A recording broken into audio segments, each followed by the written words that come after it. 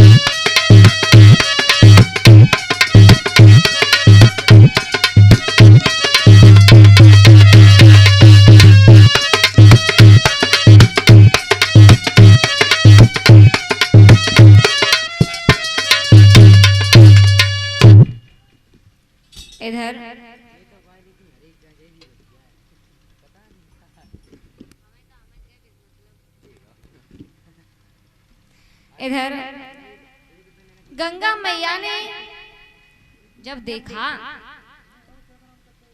तो उसी समय शांतनु को अपने पास में बुलाया है। और जब अपने पास में बुलाया है तो पूछा है कि कौन हो। शांतनु कहने लगे हमारा नाम शांतनु है, आप कौन हो? हे देवी आपका नाम क्या है? हमारा नाम गंगा है। तो उसी समय माँ गंगा की बात सुनकर के शांतनु कहने लगे हैं कि हे देवी हम ये चाहते हैं कि आप हमारे साथ में गंधर्व विवाह करो। तो उसी जगह उसी समय पर शांतनु ने माँ गंगा के साथ में गंधर्व विवाह किया है। विवाह करने के बाद अपने महलों में वापस आए हैं। धीरे धीरे समय बीता तो यहाँ तक बताया है श्री सुखदेव महाराज ने कि हे महाराज परीक्षित, गंगा मैया ने जब शांतनु के साथ में शादी की थी तो कहा था अगर शादी तो करेंगे लेकिन हमारी कुछ बात है जो माननी पड़ेगी। क्या? हम कुछ भी करें कहीं भी जाएं लेकिन तुम हमें रोक नहीं सकते हो। जिस दिन भी तुमने हमसे कुछ पूछा उस दिन हम तुम्हें छोड़ करके चले जाएंगे। तो उसी समय इतने शब्द सुने। धीरे धीरे जब समय बीतने लगा है तो गंगा मैया ने एक पुत्र को जन्म दिया है। पुत्र को जन्म देने के बाद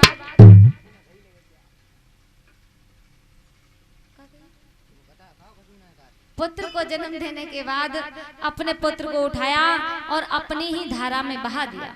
यहाँ तक हुआ है श्रोता बंधुओं, एक नहीं बल्कि 7 पुत्रों को गंगा मैया ने जन्म दिया और अपनी ही धारा में बहा दिया है।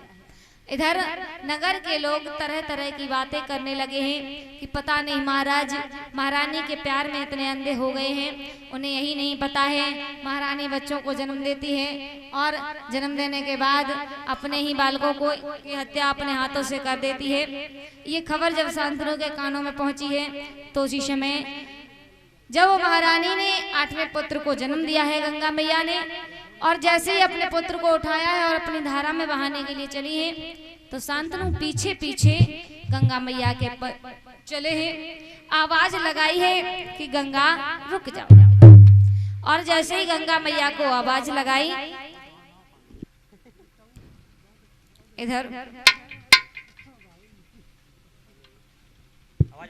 धीरे धीरे जब समय बीता, गंगा मैया कहने लगी महाराज मैंने तुमसे पहले ही कहा था मैं कुछ भी करूं कहीं भी जाऊं, जिस दिन तुम हमें रोकोगे उस दिन हम तुम्हें छोड़ करके चले जाएंगे। आज वही समय आ गया, गंगा मैया अपने पुत्र को लेकर के वहां से अंतर्ध्यान हो गई हैं। शांतनु वापस महलों के लिए चले आए हैं। इस प्रकार गंगा मैया की शादी महाराज शांतनु के साथ में हुई है। बोलिए आनंद कंद भगवान की, साचे दरबार की। आया ये बोल